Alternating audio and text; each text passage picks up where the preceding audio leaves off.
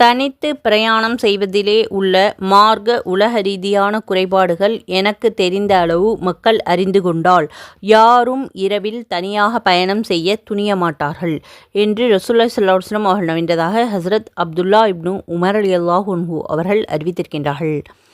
இன்னும் ஹஸ்ரத் அனஸ் ரலியல்லாஹு அன்ஹு அவர்கள் கூறுகிறார்கள், நீங்கள் பயணம் செய்தால் இரவிலும் அவசியம் கொஞ்ச நேரம் பயணம் செய்யுங்கள்.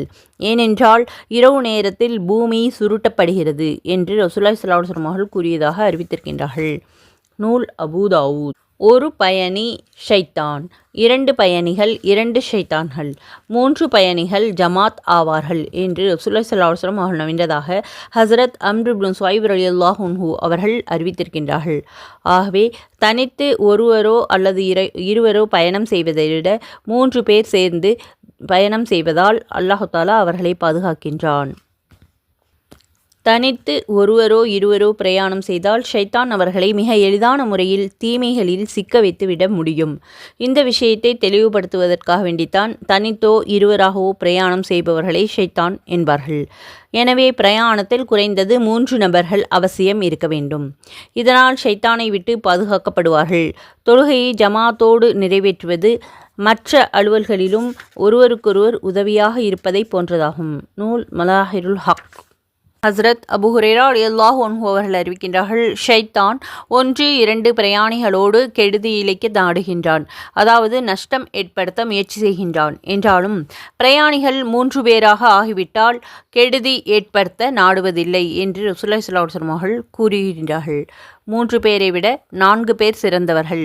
எனவே ஜமாத்தோடு இருப்பதை அவசியமாக வைத்துக் கொள்ளுங்கள். ஏனென்றால் அல்லாஹ் தஆலா எனது உம்மத்தை நேர்வழியின் மீதே ஒன்று சேர்ப்பான். அதாவது முழு உம்மத்தும் வழிகேட்டில் ஒருபோதும் ஒன்று சேர முடியாது.